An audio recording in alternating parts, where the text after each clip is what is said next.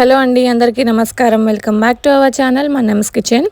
ఈరోజు వీడియోలో అయితే ఒక మంచి రెసిపీతో మీ ముందుకు వచ్చేసాను. అదొచ్చేసి డ్రై ఫ్రూట్ కేక్ అనమాట. కంప్లీట్ డ్రై ఫ్రూట్ లోడెడ్ అనమాట. ఈ కేక్ చాలా బాగుంటుంది. డ్రై ఫ్రూట్స్ ఇష్టపడే వాళ్ళైతే ఎగ్జాక్ట్గా ఈ కేక్ని బాగా ఇష్టపడతారు. అంత టేస్టీగా ఉంటుంది అండ్ చేసుకోవడం కూడా చాలా సింపుల్గా చేసుకోవచ్చు. ఈ Christmas special and new year స్పెషల్గా ఈ కేక్ని ట్రై చేసి చూడండి. చాలా పర్ఫెక్ట్గా ఫస్ట్ టైం చేసే వాళ్ళు కూడా చాలా ఈజీగా చేసుకునే విధంగా పర్ఫెక్ట్ మెజర్మెంట్స్ తోటి మీకు క్లియర్గా ఎక్స్ప్లెయిన్ చేసి చూపించాను. చూడండి కేక్ అనేది ఎంత స్పంజీగా. మనము కేక్ అనేది ఈ విధంగా ప్రెస్ చేస్తే మనం ఎక్కడైతే ప్రెస్ చేస్తామో అదే ప్లేస్కి రావాలి. అలా ఉంటే కేక్ అనేది పర్ఫెక్ట్ స్పాంజీగా ఉన్నట్టు అనమాట.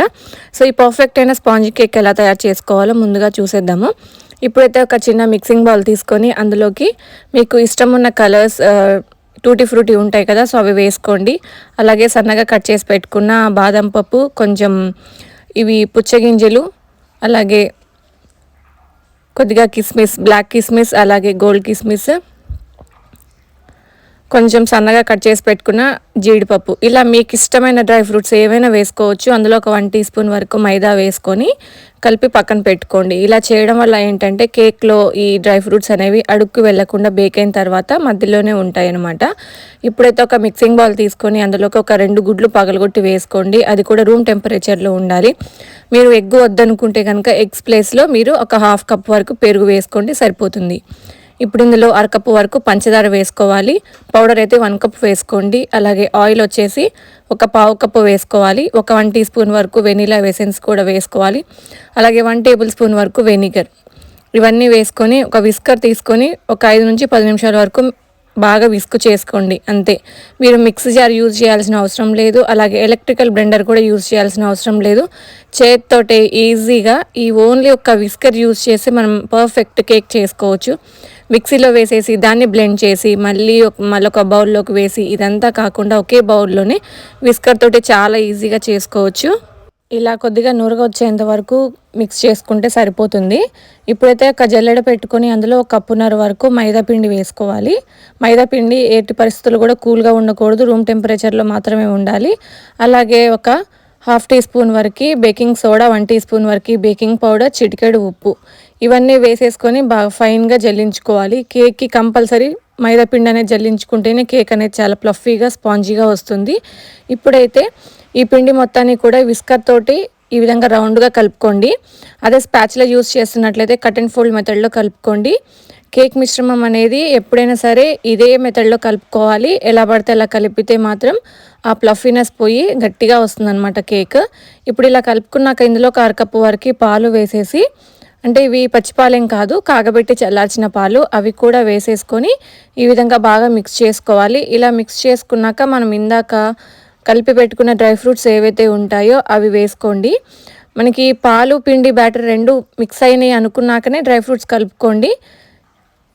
డ్రై ఫ్రూట్స్ వేసిన తర్వాత బాగా స్పీడ్గా కలుపుకుండా లైట్గా కలుపుకోండి, సరిపోతుంది. ఇలా కలుపుకున్న తర్వాత